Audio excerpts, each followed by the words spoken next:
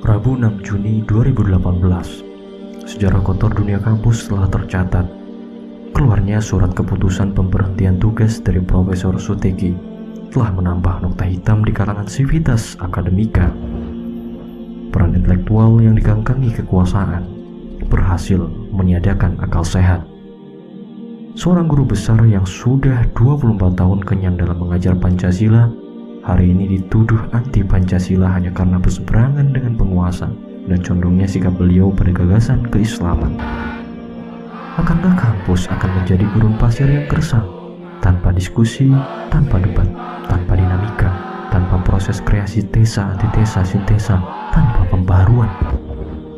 Secara psikologis ini akan menghambat tumbuh kembangnya cara berpikir kreatif dan inovatif dari para generasi penerus. Sejujurnya banyak mahasiswa yang sudah hampir memandang perguruan tinggi hanya sebagai tempat untuk mencari ijazah semata. Karena selebihnya ilmu yang lain bisa didapatkan di tempat lain, termasuk ilmu pengetahuan yang sudah sangat melimpah hari ini dalam dunia digital. Atmosfer perguruan tinggi hari ini sudah tidak lagi menarik bagi orang-orang berjiwa aktivis transformatif sebagaimana dahulu. Bahkan jika dibandingkan dengan saat Orde Baru, dinamikanya seperti bumi dan langit.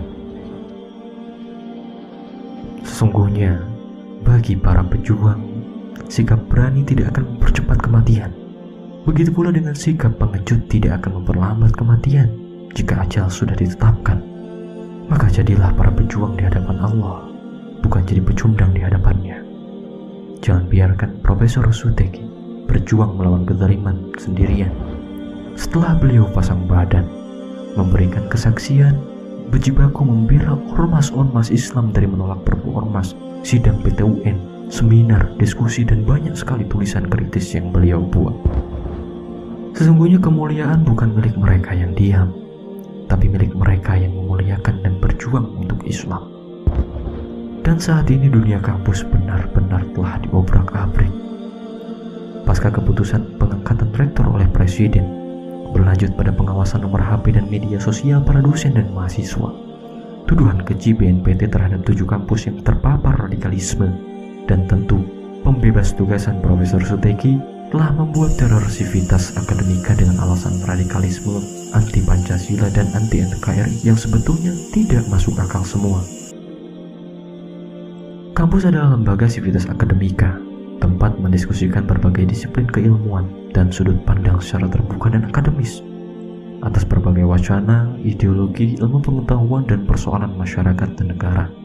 Namun cara-cara pemerintah dengan mengawasi kampus dan dosen telah mencederai dan merusak upaya membangun penguatan masyarakat sipil. Sikap ini merepresentasikan negara dijalankan dalam sistem fasis dan otoritarian. Penggunaan istilah radikalisme akan membunuh sikap kritis mahasiswa terhadap pemahaman pada akar persoalan masyarakat dan negara. Sikap dan tindakan arogansi dari Menristek Dikti yang impresif dan salah kaprah terhadap sivitas akademika merupakan tindakan sewenang-wenang dan jauh dari nalar kampus yang objektif. Hal ini telah mencederai profesionalismenya sebagai pembantu presiden. Karenanya tidak berlebihan jika kita gaungkan sebuah tuntutan agar segera mencopot Menristek Dikti dan bebaskan dunia kampus dari tuduhan, teror, dan pembunuhan. Dari seorang profesor pejuang kita telah belajar bahwa kampus kita sedang dalam kondisi tidak biasa.